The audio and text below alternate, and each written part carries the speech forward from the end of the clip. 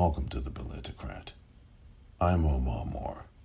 It is Sunday, April the 18th, 2021. On this edition of the Politicrat, if you are a black person listening to me right now, do you think that being a black person is exhausting? I want to unpack that question actually, but I do want to gain from you as a fellow black person if you think that question is the right question. And if you do think it's the right question, do you find being black to be exhausting? Because I have a very different view about that. Listen on right after this.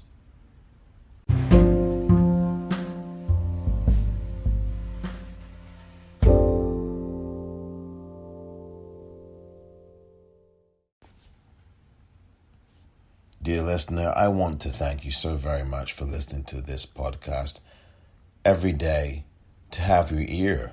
It really does mean the world to me. I am so thankful because, I do not take anybody for granted, and I certainly don't take you for granted, dear listener, for tuning in to this podcast. So thank you for doing it. There's lots of things I'm sure that you could be doing in your busy lives, but you have taken the time to listen here to yours truly, to this podcast, and to the guests that are on here. And there will be guests coming again in the next little while, so do not fret. You will be hearing from persons other than yours truly here. But no matter what, I appreciate the time that you take to listen to this podcast, and I do want you to know that I am grateful to you. So thank you very much indeed for your listening ear, for your time, because your time is precious, and it means the world to me that you have decided to utilize some of your time listening to the Politicrat Daily Podcast. Thank you so very much for doing so.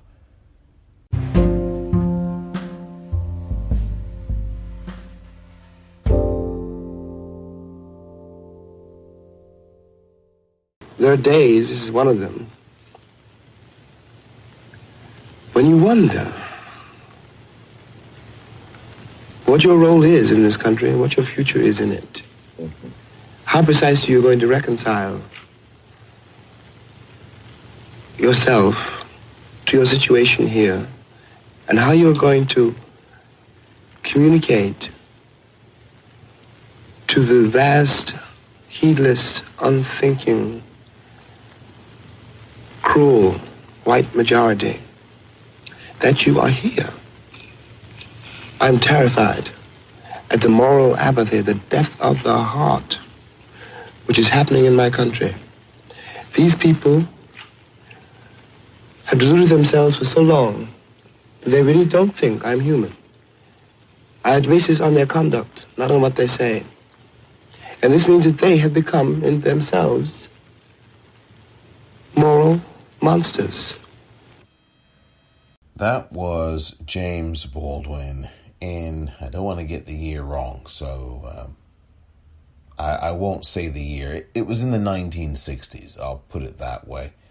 I think in 1963, actually it was 1963, when he made that comment on at a round table with Dr. Kenneth Clark, and you can study who Dr. Kenneth Clark was. Legendary figure, really important figure.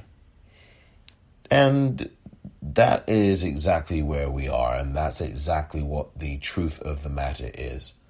That in the United States and beyond the United States, but here in the United States, that is the truth of the vast majority of white people in the country. Yes, of course, as I've said, there's always people who, in any group, there's an exception to anything. But again, my job here, dear listener, is not to talk about what the exceptions are or to make anybody feel comfortable, because as tough as things are in people's lives, and of course there are people who have a lot of adversity in their lives right now as I speak. What I am trying to say is, as tough as things are, on a level dealing with the situations that are going on in this country of injustice, we all have to be made uncomfortable, and particularly and specifically, white people in the country need to be uncomfortable. Not uncomfortable with black people, but uncomfortable with a system of racism and white dominance and anti-blackness. Black lives matter, and black lives matter forever, and they always have, in spite of the systemic and racist, oppressive, violent forces in the country, the system itself, that absolutely oppresses and tries to break our spirit.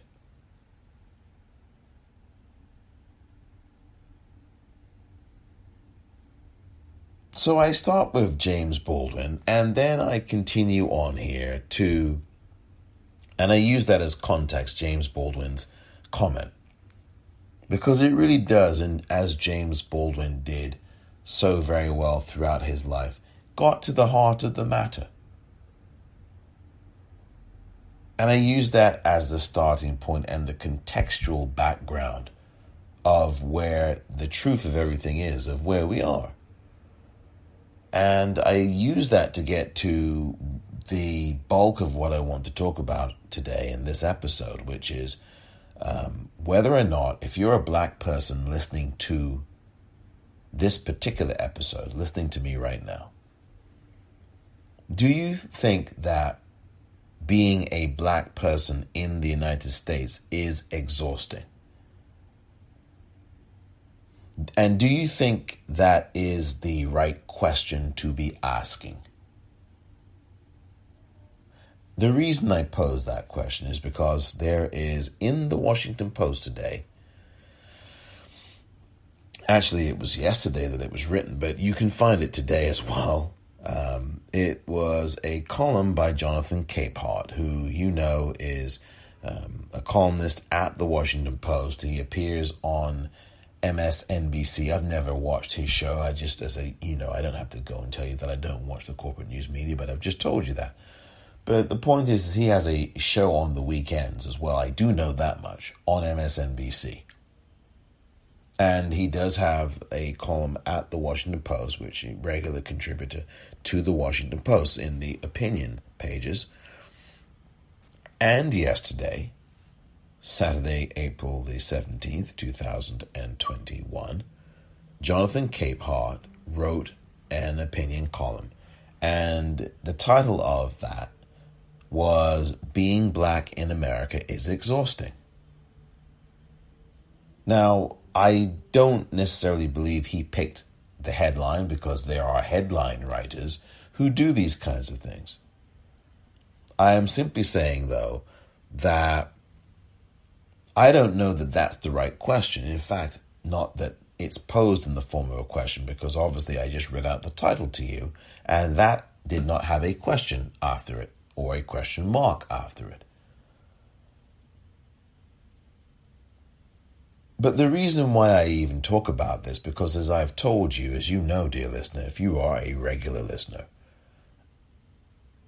I have always and often said, particularly over the last few months, that language is very important, and the words that we use when we have conversations about things, but particularly when it comes to issues of racism and racists and systems that oppress and violate our very humanity as black people, we've got to be using language that is not only correct, but also honest.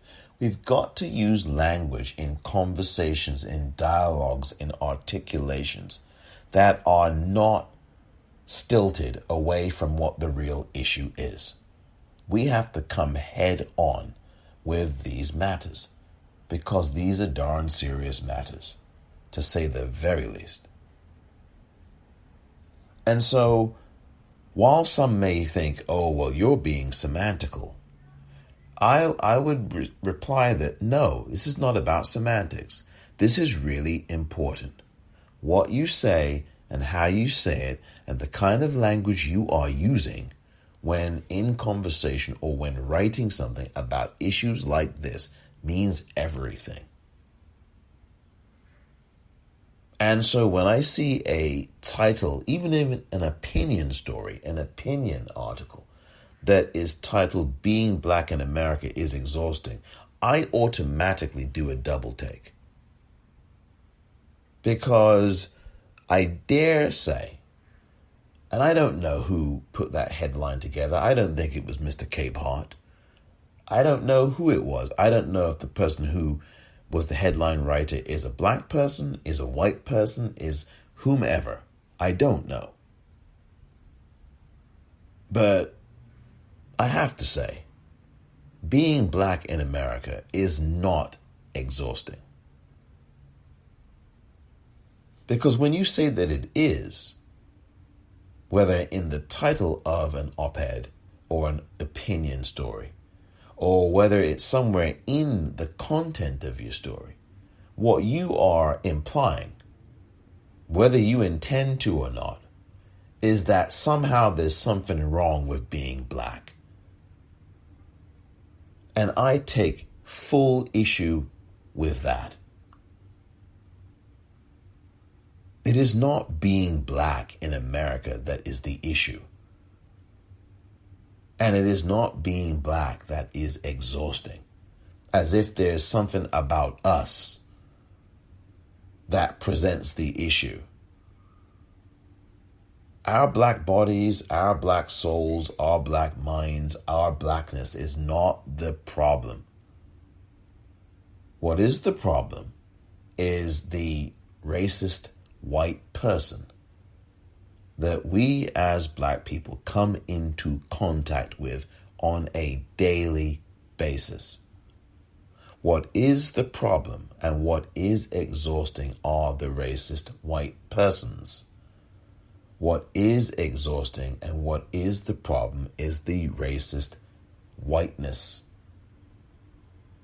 What is exhausting and what is the problem is the systemic whiteness and white dominance that is ubiquitous, that blankets an entire society, that completely acts and makes you as a black person invisible in their eyes, in their culture, in the country, and steals your culture and tries to make it theirs, and makes billions of dollars off of you and off of your labor, as they have done for hundreds of years. And when you and I and our ancestors more specifically were enslaved, that's what they did. It was not our blackness that was the issue, that was the problem. It was their greed and their evil and their violence and a system that oppressed. So I think, and my whole point in saying that, dear listener, is to completely reframe everything before I even get to the content of what Mr. Cape Hart writes. And I want to read the entire thing out to you. It's not especially long at all, actually. The entire thing, I should say the entire opinion article that Mr. Cape Hart writes, dated Saturday, April 17th, 2021, appearing in the Washington Post. But I do want to preface what I read with what I just said to you, which is why I ask you, as a black person, if you are a black person listening to this, do you think or do you find being black in America to be exhausting? Because I'll answer it for myself, as I think I already have, dear listener. I don't find being black exhausting. I love being who I am as a black person. I love being black. I have no apologies for that. Why? Why should I have any? Why should you have any? The exhausting thing is not our blackness or being black.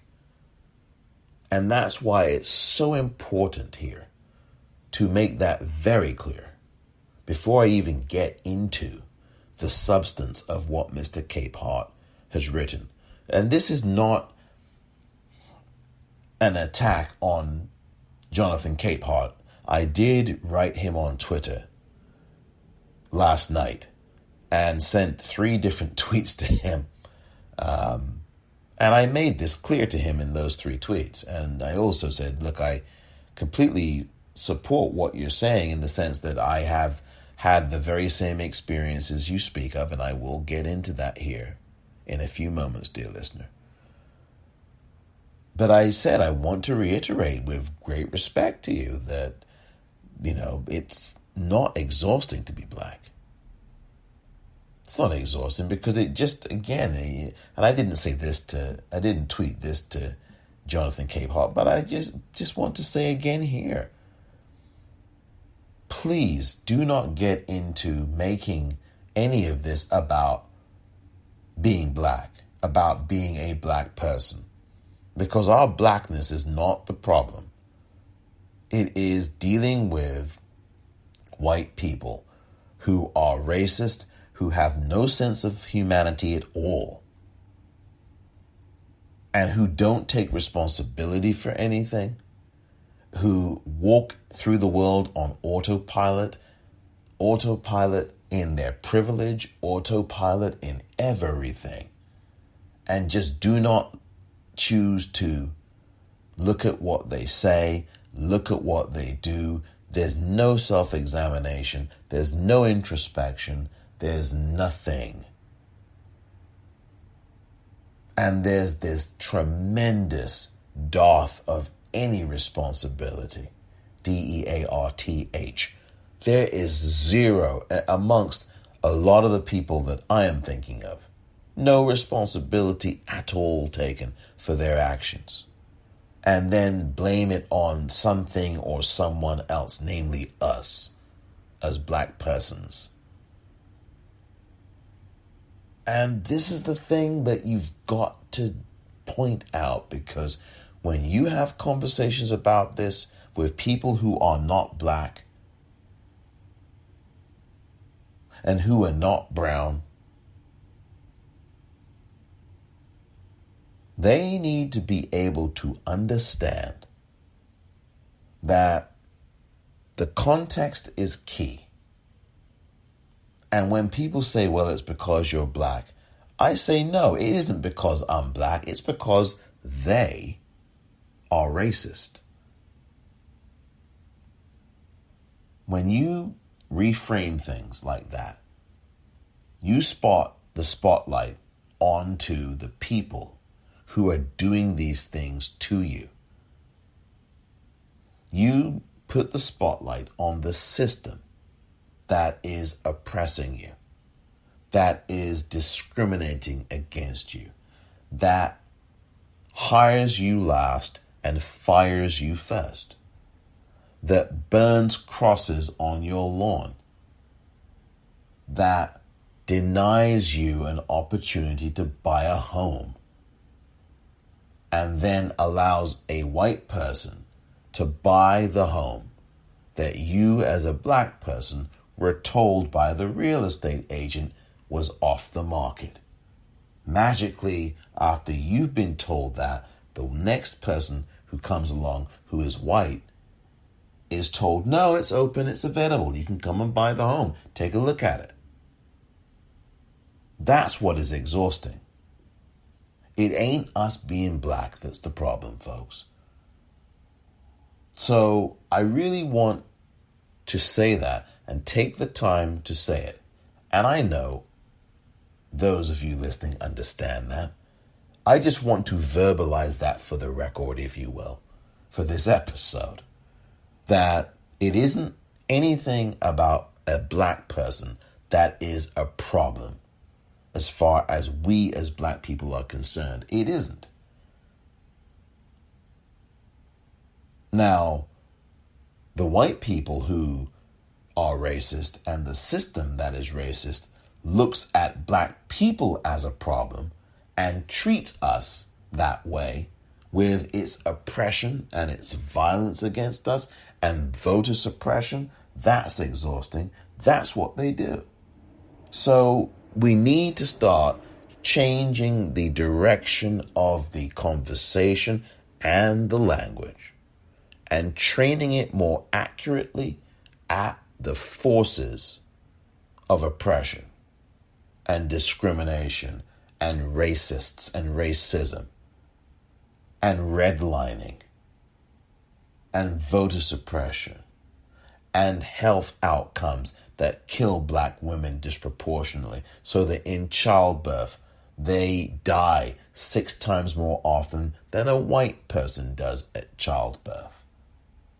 That black women are 3 times more likely to get COVID-19 than white men or Asian men in the states of Georgia and Michigan. And only black men get COVID-19 more often than black women do. And those two groups are the ones who get this virus most often, according to recent studies. That's not about us being black. That's about a system that absolutely is so intensely stressful and exhausting and so oppressive as against us as black people, that all of these health outcomes that do not favor us are visited upon us. High blood pressure, sickle cell anemia, hypertension, diabetes, prostate cancer, heart disease, a number of other things. George Floyd had heart disease. George Floyd had COVID-19. And I'm telling you, all of these things aren't because we're black. It's because of the oppressive, violent, and racist system. And the enslavement of our people and the wealth disparity, the 500-year head start that white people have in this country. Those are the things that are exhausting. It's not us being black. Now, certainly living in a society that is racist and violent against us, yeah, it's definitely an exhausting experience to be in a society like that that continues to hate you every single second of your life. But our blackness and our black existence is not exhausting. It's the white people who are racist, who are exhausting. It's the insensitive white person. It's the callous, unthinking white person. It's that vast, heedless, unthinking white majority that is exhausting. That vast, unthinking, heedless white majority that James Baldwin talks about and talked about in the clip you heard earlier. So I do want to preface that because I do think it is very important indeed.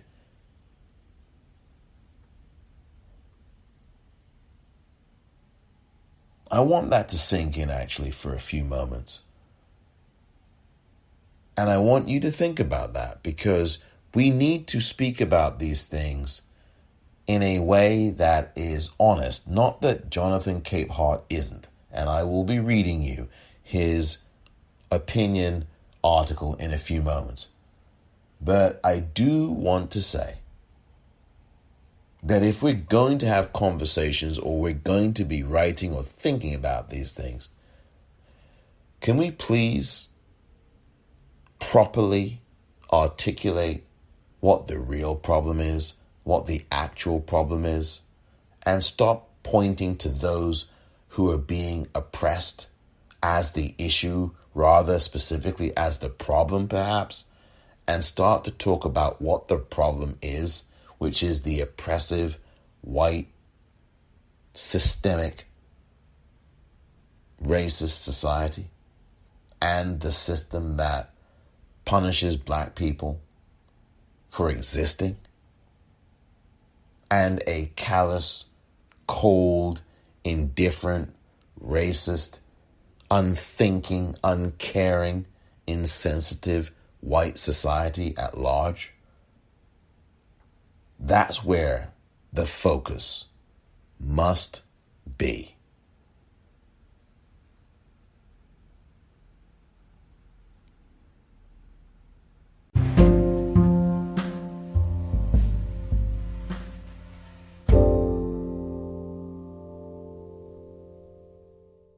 I'll tell you this. When I left this country in 1948, I left this country for one reason only, one reason. I didn't care where I went. I might have gone to Hong Kong, I might have gone to Timbuktu. I ended up in Paris, on the streets of Paris, with $40 in my pocket on the theory that nothing worse could happen to me there than had already happened to me here. You talk about making it as a writer by yourself. You had to be able then to turn off all the antenna with which you live, because once you turn your back on this society, you may die. You may die. And it's very hard to sit at a typewriter and concentrate on that if you're afraid of the world around you. The years I lived in Paris did one thing for me. They released me from that particular social terror, which was not the paranoia of my own mind, but a real social danger visible in the face of every cop, every boss, everybody. I don't know what most white people in this country feel, but I can only conclude what they feel from the state of their institutions.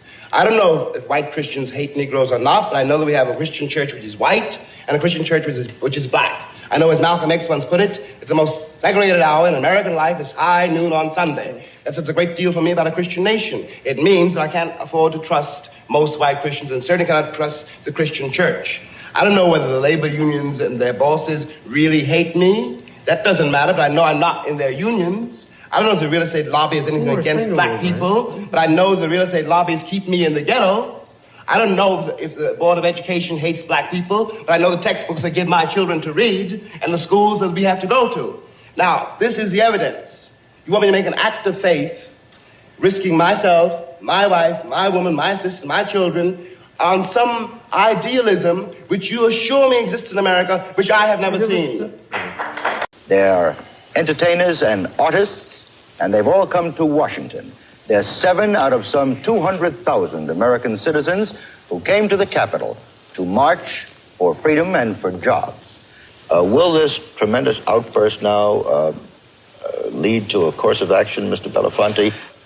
The now that is being spoken about is the fact that in 100 years, finally, through whatever the causes have been in history, and most of them have been because of oppression, the Negro people have strongly and fully taken the bit in their teeth. They're asking absolutely no quarter from anyone. But I do say that the bulk of the interpretation of whether this thing is going to end successfully and joyously or is going to end disastrously lays very heavily with the white community. It lays very heavily with the profiteers. It lays very heavily with the vested interests.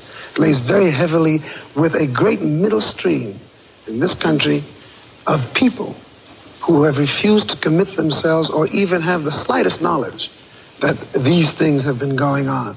Welcome back. And those 2 pieces of audio I played, you've heard before, especially in recent episodes. One of those pieces of audio I've played now for 3 consecutive episodes. And both pieces of audio come from Raoul Peck's excellent documentary, I Am Not Your Negro, which, by the way, I'm giving away a copy of.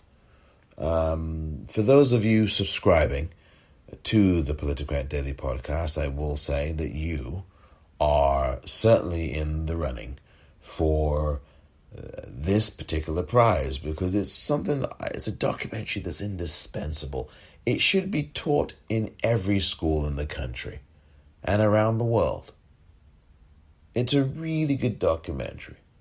And there are others that are really helpful and impactful and insightful and very, very educating, edifying. But this one is really one of them. It really is the best of the best. I really do appreciate it greatly. It's called I Am Not Your Negro. The first piece of audio you heard there was James Baldwin talking on Dick Cavett show, the Dick Cavett show, if I can speak, speaking in response to Paul Weiss, who was a Yale professor, who was taking issue with James Baldwin. And James Baldwin is saying exactly what the issue really is, right? And my whole point is that we've got to start talking about what the issue is. And instead of talking passively like I think we often do, or not we, but some black people and a lot of white people do, is talk passively about these issues. What the victim is feeling, rather than talking about what the system and what the perpetrators are doing, so that this thing completely gets framed deliberately in the wrong way. So we're focusing on one thing and not the other thing, or not the real thing that we should really be focusing on. And we're completely ignoring what gives rise to the way we have to behave in the United States as black people in the first place. And that's part of what I call a profoundly dishonest type of inquiry and discussion. If we are only going to refer to what black people are doing in reaction to a racist system and an oppressive system and an anti-black system, an anti-blackness, and a white dominance system, without talking about that particular system itself and analyzing and scrutinizing it and vilifying it and saying, okay, we got to get rid of a system like this. This system ain't good for our health. Then we're really having a very dishonest inquiry to begin with, are we not? The other piece of audio you heard was that of one Mr. Harry Belafonte, who, thank God, is still with us. The activist and actor, musician, etc., etc., etc., was speaking there in a 1963 Hollywood Round Table. A clip also, as I said, from I Am Not Your Negro. And he's talking about this. And in the context of he was talking just after the March on Washington. I mean, literally. Sidney Poitier was part of that group. Marlon Brando, Charlton Heston, of all people, was part of that group. And Sidney Poitier is still with us as well, thank God. And there was also a number of others. I think Joseph Mankiewicz, the filmmaker and producer, was there too. And, those are some of the people who were in, and Harry Belafonte. And so you heard Harry Belafonte's answer from almost 60 years ago, 60. He said that in 1963. I do think that the burden, and I'm paraphrasing, that the responsibility lies with the vast majority of white people in the country. It depends on them how this whole thing turns out. And he's referring to racism and oppression of black people and whether that's going to end in the United States or not. And Harry Belafonte is saying how that all turns out depends on the white people in the country.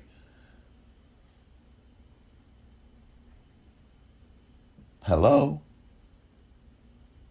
And he said that nearly 60 years ago. And here we are in 2021. And the same question is out there. The same mission is out there. And it's not really changed. It still lies with the vast majority of white people. It still lies with them to fight and end this, and to be anti-racist, and to bring this system to a halt and get rid of this system. It still lies with them. And as Harry Belafonte said, this vast group of people who have no concept of what the hell's going on and their role in it. And they just obliviously walk on in the world with blinders on. The vast majority. I would say 80 to 85%. Just completely oblivious. Don't care. Indifferent. Couldn't care less. And that's a danger, as I've said before. It's dangerous. Extremely dangerous for a white person to walk around like that in a society like this. But that's what the system wants. It wants that kind of person because they are then used against black people and against, conscious white folk. And as long as you have the vast majority of white people continuing to pretend that racism ended years ago, and as long as you have white people who claim that they are so anti-racist and they're this and they're that, and yet they don't do anything but continue to benefit from the racist society and don't do anything to get a black person a job to help them out, don't offer a black person as a suggestion, as a hire. Oh, we need some vacancy, but you don't actively say, okay, there's a black person I know. You may not say that there's a black. You may just say, here, this person over here, she's got qualifications. Or you don't even use qualifications because no one says a qualified white person, right? Because there's this racist thing, right? This assumption that somehow every white person is qualified, and they most certainly are not. But there's this automatic thing that flies around in all of our heads, or many of our heads, that we kind of think, oh, this white person must be qualified. And we know that every one of those persons isn't, right? A whole load of people who are white are not qualified for these positions. They get them because they know someone. And then you've got black folk and brown folk out here who have worked and toiled for 30 years, who don't know anyone, and whose credentials are just top of the notch, top of the heap, king of the hill, A number one, right? And they are not getting any chance at all. But as long as there are white people who say, oh yeah, I'm down and I recognize that, you've got it really difficult in this country and I'm so sorry, I'm so sorry, I'm so sorry, and I'm ashamed or I'm this or I'm that, but yet you are not recommending black people to positions. You are not recommending black people to be hired in your company. You are not putting forth black people. You're not hiring them. You're not bringing black folk in. But you're on Twitter saying how much you are sorry. Or you're on Twitter saying I'm an anti-racist. Or you're on Twitter saying Black Lives Matter. But they don't matter enough to you as someone who may have a little power and a little prominence to include black people in your company that you run, or to recommend that black person to someone else's company, a friend of yours who runs a company.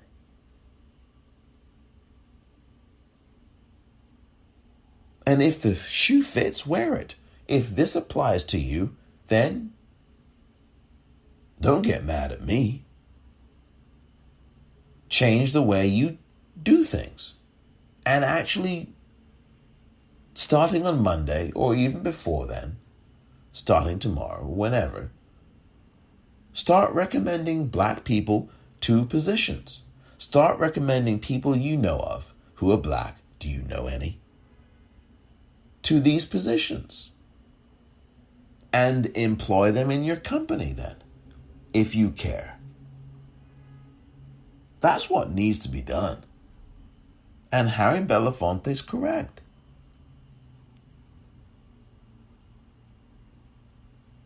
No idea, no inclination, not wanting to know.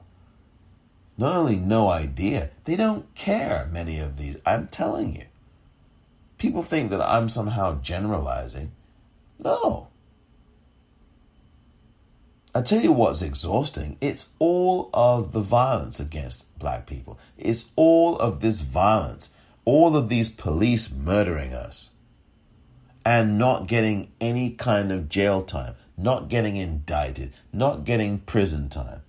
Serving, if they do get convicted, which is extremely rare, serving less than a year in prison. Serving less than half their sentence. Getting out for time served already. Johannes Messerli. So you don't serve any time for killing Oscar Grant. Only time served. So that you have a situation where Amy Cooper, the white woman, right, who's calling the police and lying to the dispatcher on 911 last year and saying things like, oh, this black man who's watching birds is terrorizing me. He's threatening me.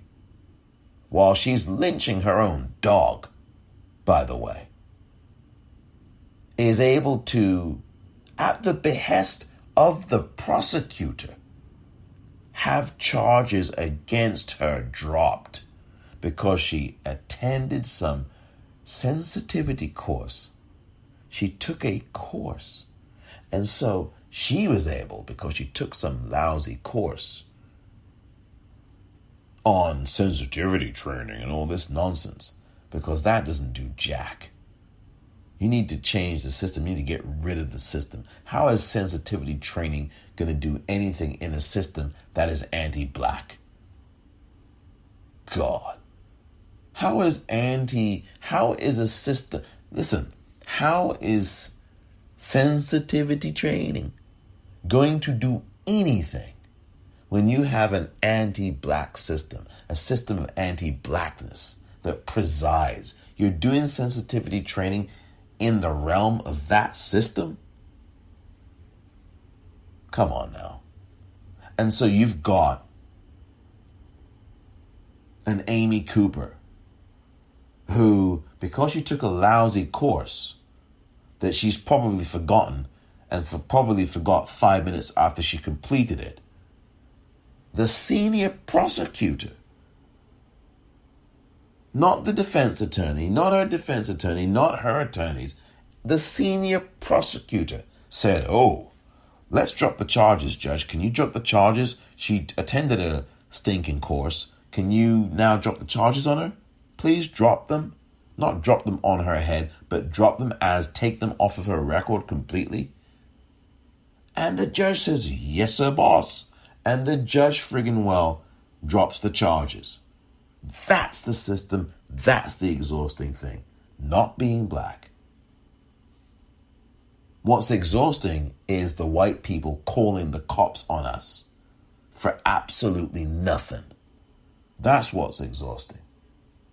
Sleeping in a dorm room, some white woman calls the police on us in our own friggin' dorm room.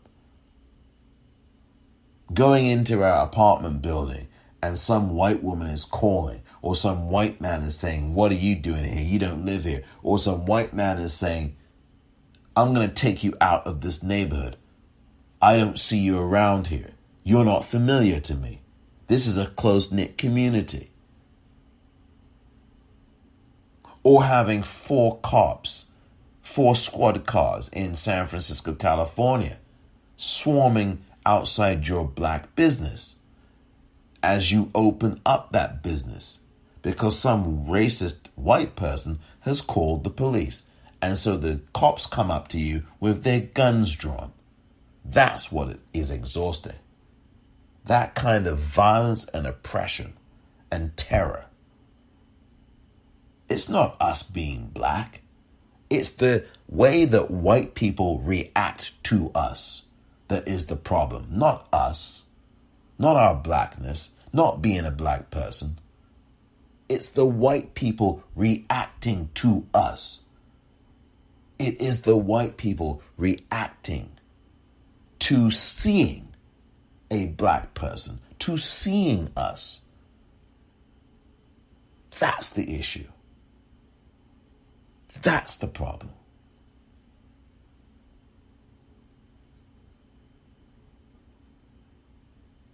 And their behavior as a result of how they react.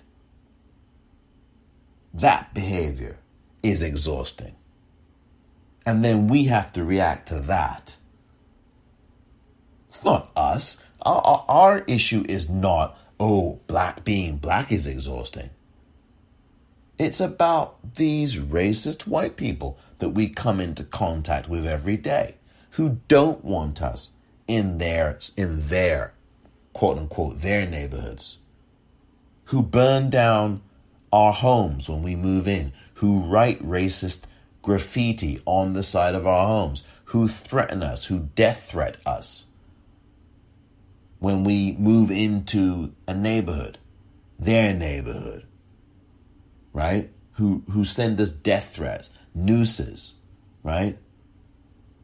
Who commit violent acts against us, who burn crosses on our lawns. That's what's exhausting. That racist, violent group. That's what is exhausting. It's not us being black that's the exhausting thing or the issue. It's the racists who are the issue. Your blackness isn't a problem. It's not a liability. It's the system that is the liability, that is making the laws that make you think you are the problem. But it is the system and its lies and its laws and its oppression that are the problem. Then you got people going, I wish I wasn't black. Oh boy. Blackness is not the problem. It's an asset. You should be proud to be black. If you're a black person listening to me, I hope you are proud of who you are. I hope you are proud of your blackness. I hope you love your blackness. I hope you embrace it proudly.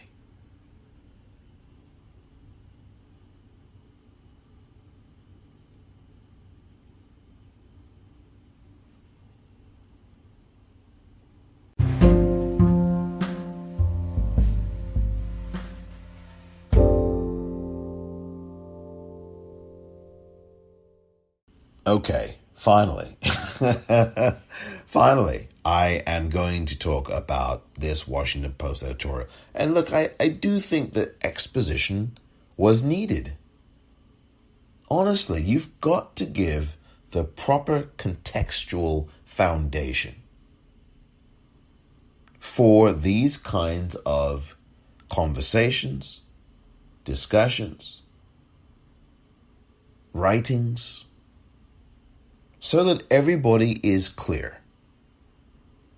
Because I think it's it is dangerous to be framing this as being black in America is exhausting. I think that's dangerous to frame it that way.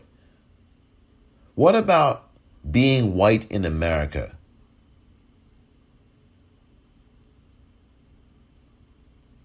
Is dangerous. What about if the opinion piece had that headline? Heck, I would make a very strong case that that is the proper headline.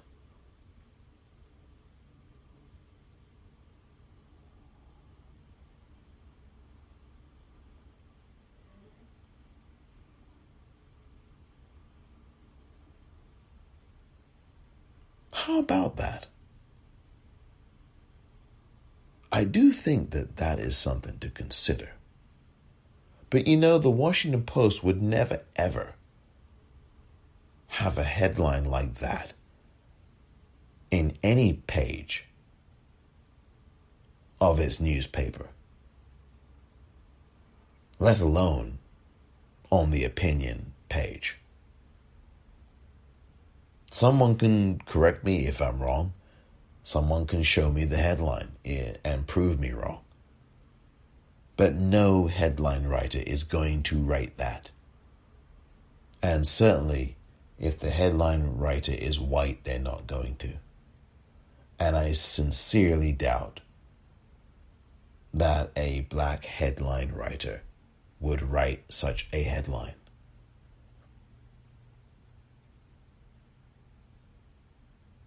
Here is Jonathan Capehart's column from Saturday, April 17th, 2021.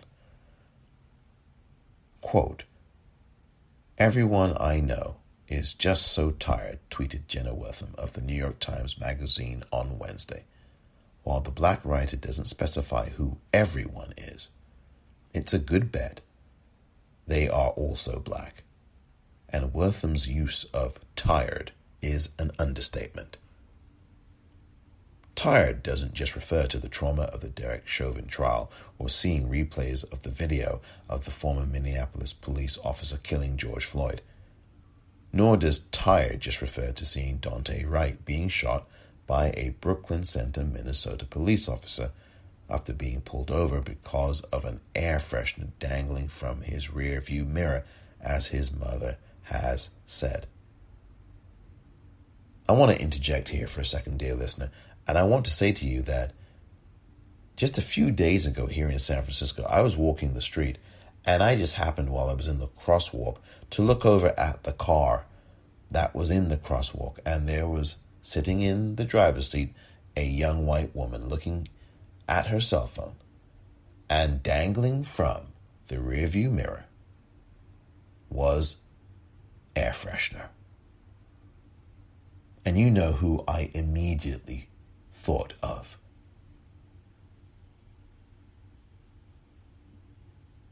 Nor does tired just refer to seeing Daunte Wright being shot by a Brooklyn Center, Minnesota police officer after being pulled over because of an air freshener dangling from his rear view mirror, as his mother has said.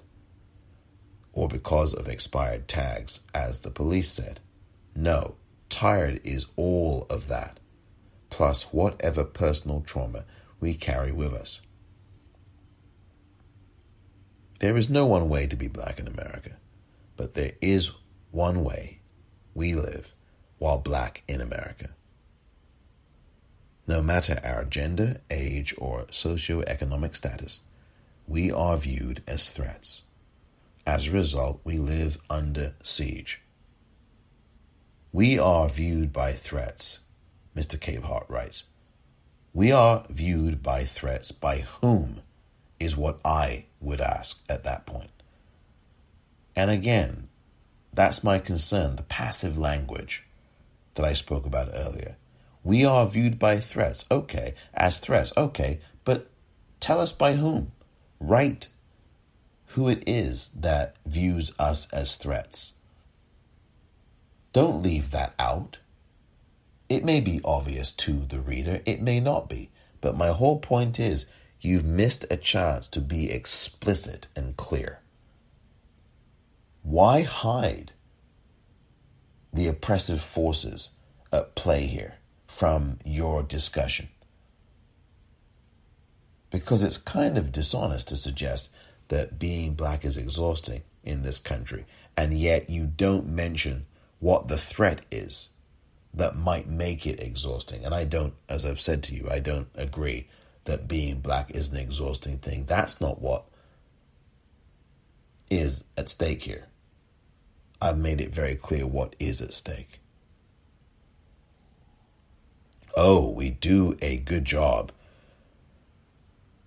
of hiding the stress of it all. But know this, every black person you know goes through some form of mental calculus before they start their day. And then that calculus is adjusted depending on the locations and circumstances in which we find ourselves at any given time. My mother taught me the first few pieces of this calculus when I was a kid.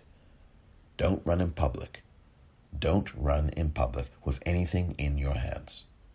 Don't talk back to the police. As I got older, that calculus grew in length and psychological weight. In 1999, Amadou Diallo was killed by plainclothes New York City police officers in a hail of 41 bullets. They thought he had a gun. Instead, it was his wallet. I switched from a silver money clip to a regular wallet after that, for fear of the reaction to a glint of metal by police.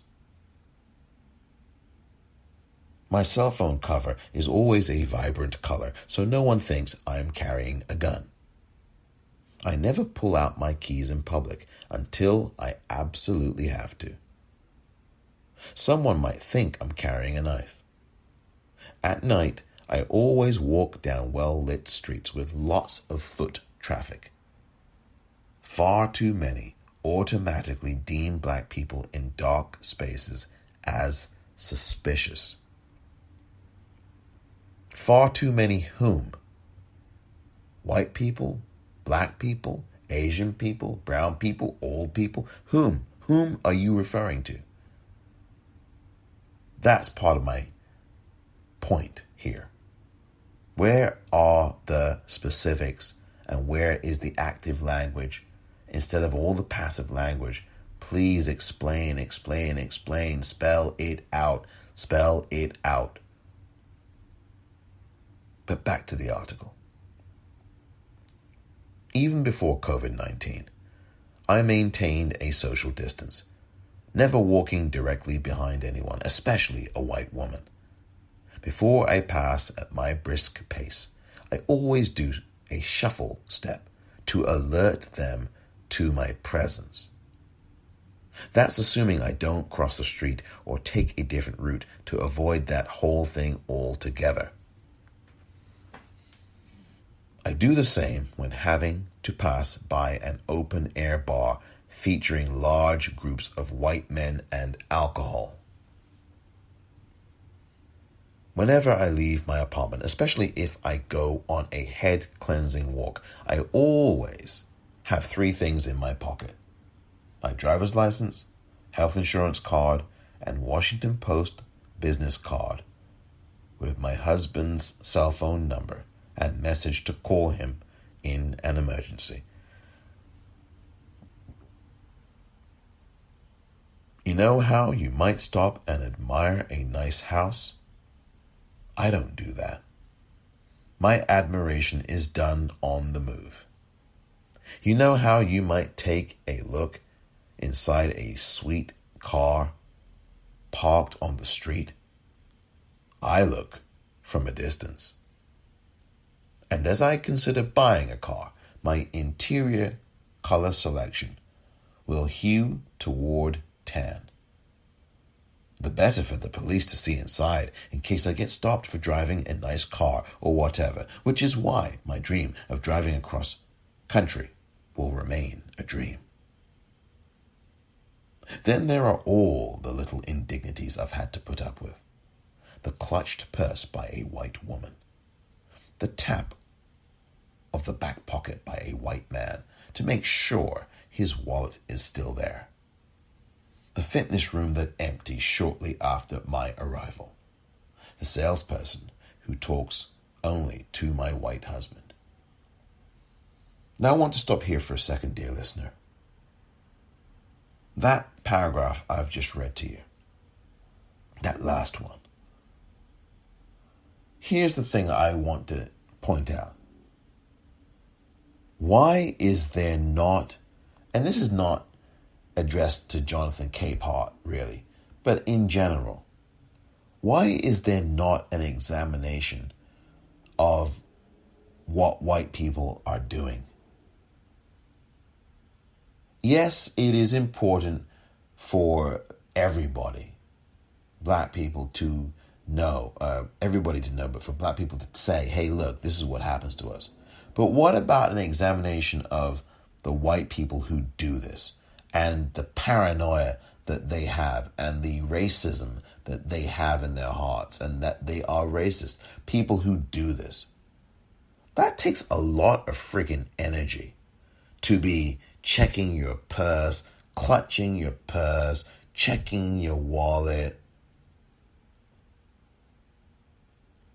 locking your car door when a black person walks by, making a point to automatically lock your car with your car alarm. So, oh yeah, we all know you've got a car alarm, so that when a black person walks by your car, you then go to lock your car, to make a point of it, and to do it exactly as we're walking past your car or by your car. Because you're thinking, oh my goodness, that's a pathology about a white person. There's a pathology and a peculiarity and an evil about a white person who would consistently, who would do those kinds of things and do them on the main, specifically when black people are walking the streets. That's where the examination needs to be, right? Yes, it's important that we know, okay, this is what black people go through, but that has been well documented. What I don't think has been done, not nearly enough, if at all, is an examination of the pathology, the racist ways, the peculiarities, and the paranoias, and the hatreds of the white people who do these things on a daily freaking basis to us as black people. Where's the opinion on that? Where's the opinion column on that behavior? Because that's the other side of what Mr. Capehart is writing, is it not? The examination should be, what the heck is wrong with you folks doing this? What is wrong with you? To the white people who do this, what is wrong with you? That's the inquiry that should be laid on the table and laid bare, and point that to white people and ask white people, okay, whether you do this personally or not, what do you think is wrong with these folks? Obviously, yes, they're racist, obviously. But what do you think is going on with them that they continue to do this? Why are they doing this? Because that also makes you something else as well, right? To be constantly doing this, making sure your wallet's still there, really? I mean, if I had to do that, I think I'd go out of my mind. There'd have to be something wrong with me. Constantly checking my wallet. I mean, what is that? Yes, it's obviously racist when you're doing this vis-a-vis a black person who's walking by you, minding their business, and they've not done anything for you to even be doing that. You just do it reflexively. So there's got to be something wrong with you also. In addition to you being racist, you're paranoid, you're fearful, you're easily afraid of what? You've got all these advantages in the society. The society belongs to you. It's created in your image. I mean, just look around, open up a magazine, all the white faces that stare at you and say, hello. And yet you're grabbing your purse, you're clicking you're locking your door with your car alarms? Really? The white world is your oyster. What are you so paranoid about and fearful about and racist about? You belong to a group that has all this power and you have all this privilege, immense power. You have the luxury of just going home and closing your eyes to all the things that are happening to Breonna Taylor and George Floyd and Sandra Bland and Adam Toledo. The vast majority of you do close your eyes to it. And maybe there's a few of you who are out in the street and doing the kinds of things that you should do to try to make this world a safer place for all of us, particularly for us as black folk. And you do your part. But the vast majority of you just go about your business. I'm telling you, Harry Belafonte, almost 60 years ago, said it, and it still applies. We're still waiting. Why isn't there an examination of that in an opinion column in the New York Times or in the Washington Post in this instance? Maybe there's been some of that. I haven't seen it. Yes, there was a great series a couple of years ago called 1619, the Pulitzer Prize-winning series by Nicole Hannah-Jones, the Pulitzer Prize winner. What a marvelous series that was. You should read that. But I'm talking about this also. This is important. Why isn't there that examination? That is the exhausting thing, surely. As a white person, if you're a white person listening to this, would you not regard constantly clutching your handbag at every black person that walks by you, every black man, clutching your hand? Wouldn't you find that to be exhausting and racist? Or do you do that and it's just like a reflex to you? The reflex is a lonely child is waiting by the door. I mean, is that how you operate? Honestly, I don't. That's the question that should be asked. It should be by way of challenging the everyday white person who believes that they don't do these things. I talked at the very top about needing to be uncomfortable in this world. And I'm not talking about health things and health setbacks and things in your life that are uncomfortable. I'm talking about on a societal level with the way that people who are black are being treated by people who are white. And by the way that anti-black system treats those black people. You need to, as a white person, be uncomfortable with that and not sit with that and go home at night and rest your head on your pillow and go to sleep without being troubled. You need to be thinking about stuff like this instead of reflexively locking your car window when a black person passes by.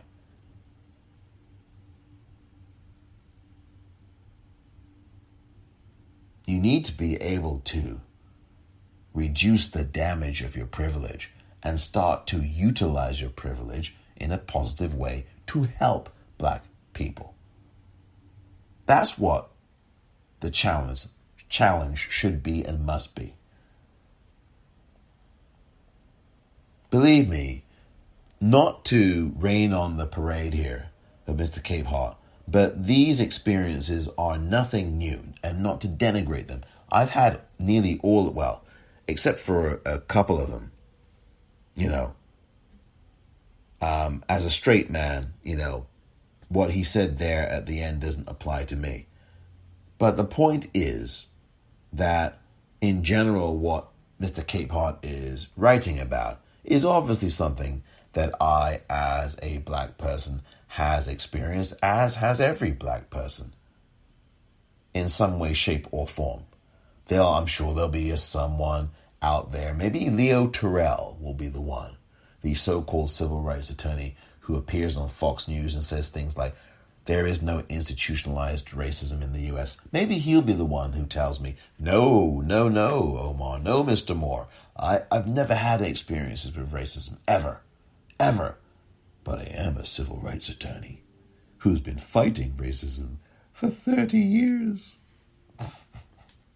But there's no institutionalized racism in the United States. That's the same Leo Terrell who said that Jim Crow died in 1964. Okay? Never mind the 500 pieces of legislation that are being introduced now, much of which has been passed in Republican legislatures all over the country. in 2021. But Jim Crow died in 1964. Ha ha ha ha ha. Oh, to be Leo Terrell right now. Oh, to be Leo Terrell. Black man in looks only.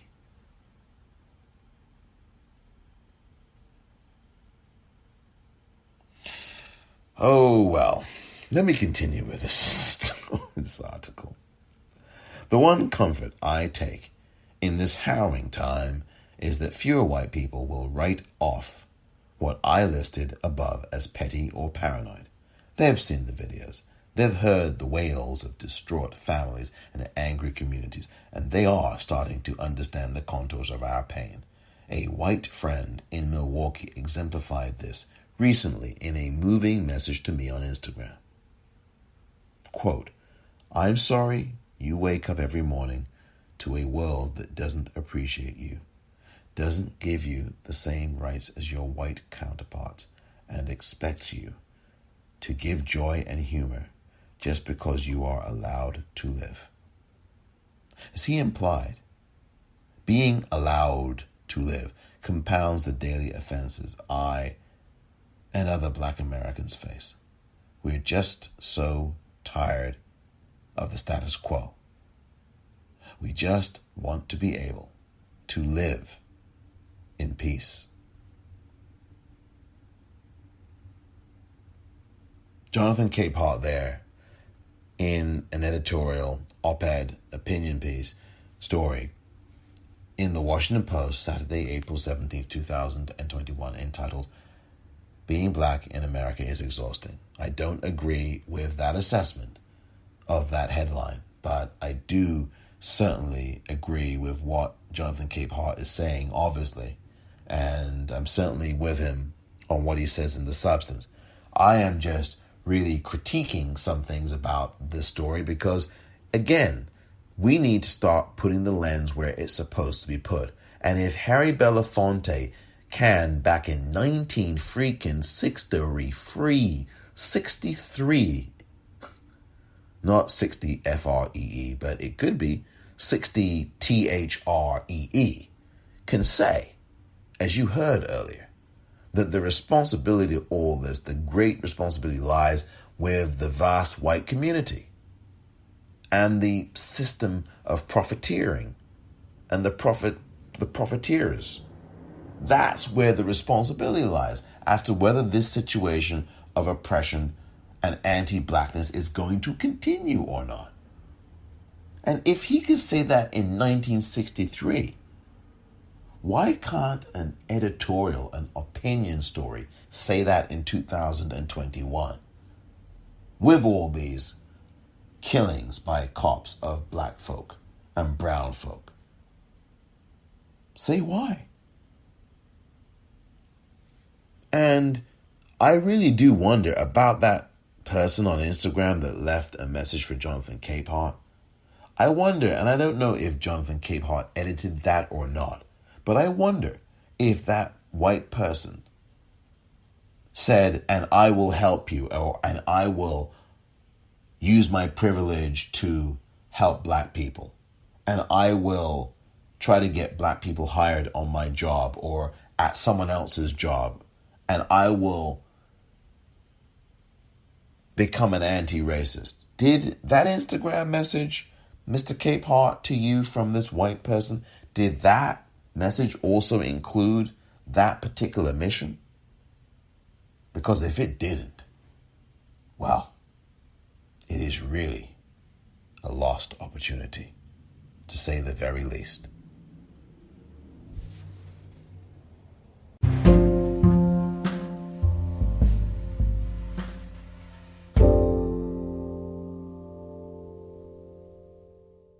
So after my more forensic exploration,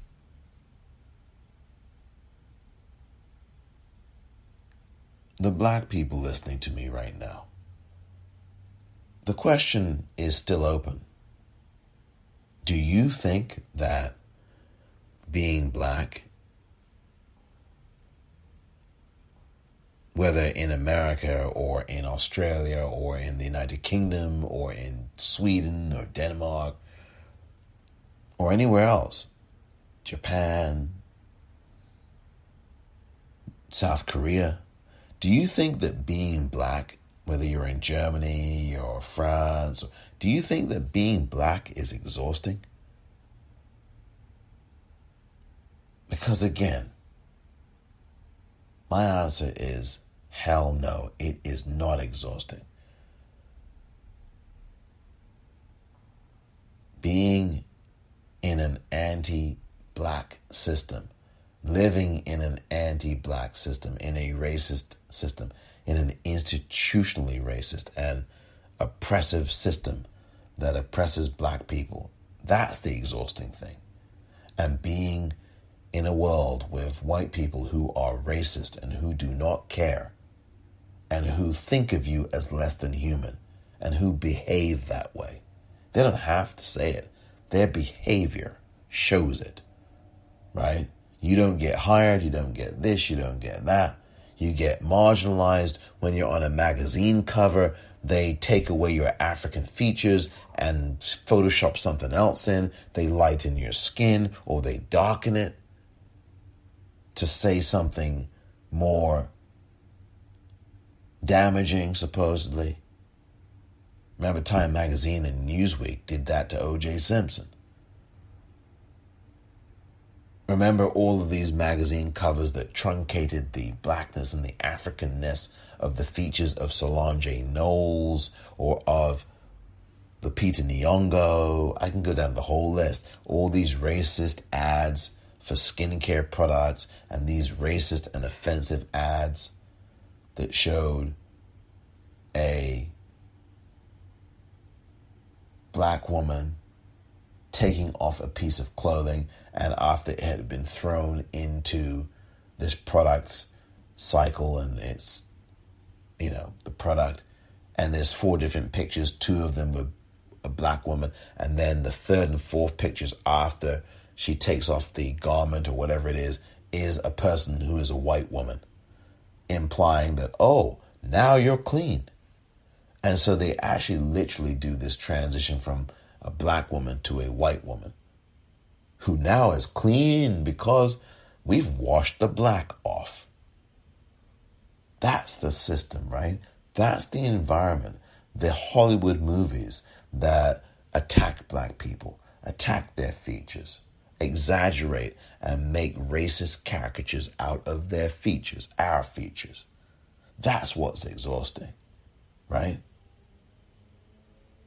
The record industry and the racism in it, Hollywood's racism, all of these places, all of these different fronts and systems where there are no black owners in certain sports franchises and no black managers or head coaches in the English Premier League, but maybe one, bar one, right? Or none. No black people. Maybe Nuno Espirito Santo of Wolverhampton Wanderers is the only person. And I don't necessarily know that he's black. But the point is that he's not white. Right? That's the exhausting thing. Footballers or any of us as black people getting these racist comments on social media and all these black footballers, right? Who play the game, the team might lose, and then they have to get this barrage of racist comments from white people. That's what's exhausting. These racist white people are exhausting. Not being black. I'm proud of being black. I'm proud to be black. And you as a black person should be too. And the people you come from have done absolutely extraordinary things for humanity. Started civilization, started human civilization. Be proud of who you are. Don't let this be framed as your skin color is the problem or you are exhausting. Don't ever let them get away with that. And It's exhausting when, as a black person, you're playing football or some other sport, but in the case of football in England or in Italy or in France or in Spain or in Poland or Russia, and you have to walk off the field because some racist white footballer or a racist white referee, because there's hardly any black ones at all who referee, has made some racist comment to you during a game, and so you've said, hell, I'm not playing anymore. And it's really exhausting when that happens. It's exhausting then when you get fined for standing up against racism as a black person, when you get fined and suspended for that, while the white person also gets fined and suspended, but really gets fined barely anything that really teaches them any kind of lesson. That's exhausting. That kind of racism, that oppression, that's exhausting. Over and over and over again. That's what the problem is. That's the exhaustion. That's the health concern. That's what causes the hypertension, the diabetes, all of it, right? The heart disease. That's the exhausting thing, dear listener.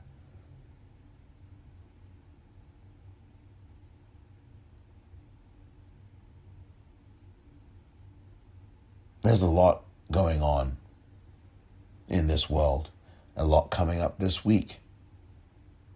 Closing arguments in the Derek Chauvin trial. And what's exhausting, of course, is all of these verdicts that don't go our way when there is ample evidence, when there's video.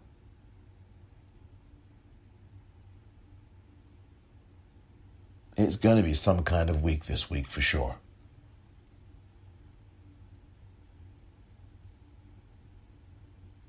Be proud of who you are.